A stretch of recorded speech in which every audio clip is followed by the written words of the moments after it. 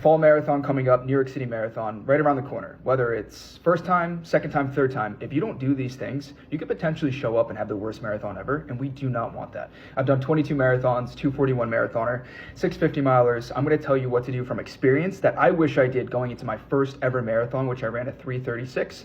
This way you do not make the same mistakes and you live up to your potential. The first thing that I wish I did was hire a coach. I just went into it. I didn't even know how to fuel, what hydration was, what shoes to use. It was awful. I do not recommend that, especially for runners that are coming off of an injury, because you're going to lack confidence. You may not know what to do, and you don't want to question yourself constantly and put that stress on you, especially everybody that works full time, that has kids. The last thing that you want to do is make your plan, not know what to do, and then show up to race day underprepared. A good coach is going to keep you accountable, raise your standards, push your limits, and show you what you're capable of. A lot of these apps like Runa, ChatGPT, they're overall geared towards the population, right? They're not geared towards the individual themselves. So if you want to go out there, PR, do the best that you can, soak everything up and have the best experience, hire somebody that's going to do that for you.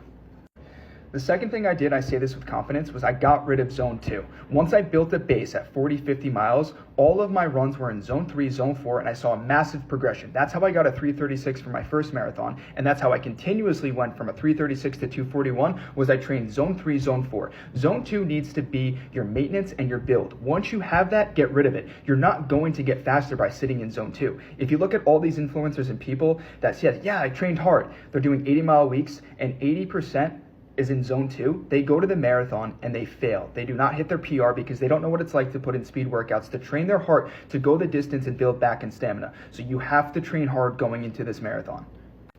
This is important. I never did this. Nutrition and hydration. You need to nail this. And I'm not talking about your diet. We can talk about that in another video. I'm talking about your gels, your noon tabs. Where's your sodium at? I never trained with that. I thought, hey, I could just raw dog this. I don't even know what a gel was at the time. That's wrong. A lot of runners wait to do their nutrition all the way up into the marathon. I teach myself and I teach anybody that I help to you from the first time that we start a long run, could be 8 miles. You intake every 10 to 20 minutes some type of carbohydrate and some type of electrolyte and nutrition. You're training your gut. Your gut takes time just like your muscles take time, just like anything else in life takes time. And if you don't do this and you get to a long run 4 to 6 weeks out and you have leaky gut, stomach rot, you could be out for a week just trying to get your, obviously, microbiome back together. So we need to test hydration, nutrition from the first time, the first week that you start. Another thing I didn't do, I didn't even test any shoes. You want an easy run shoe, a speed run shoe, and a long run shoe. This is going to allow you to up your performance. I've talked about this before. You don't put snow tires on a Ferrari. You're not doing a speed workout in a 12-ounce max cushion shoe. You know, you could potentially do that in a marathon if you have bad knees and depending on your age, but you want to test race day shoes like Alpha Flies. You want to test other shoes, obviously, like the Adidas Pro 4s, and then from there, see what you're going to use on race day, but don't wait until 2 weeks out. Shoes can give you blisters. Shoes could potentially give you cramps. Shoes could potentially get you injured if you're not using the right ones. So make sure that you test from the first week that you get into training.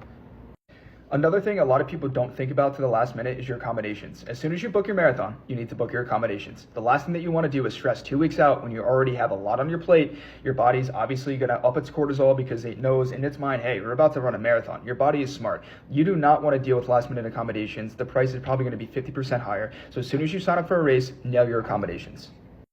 Another thing I wish I did, sign up for prior races. If you have a fall marathon, I highly suggest going for, let's say, a 5K, 10K, half marathon. If this is your first time, you're going to show up to a marathon and you're going to have tons of stress, tons of adrenaline. You know, it's going to be maybe a little bit scary, maybe a little bit overwhelming, especially the New York City Marathon with how big that corral is. You want to know what it's like to race in atmospheres and how your body's going to adapt. This way you can show up to that marathon and be like, oh, I'm not even nervous. I've been here before. I know how to deal with the corrals off the rip. I know how to deal with the atmosphere. So I would sign up for that and then go into your A race and have no issues with anything.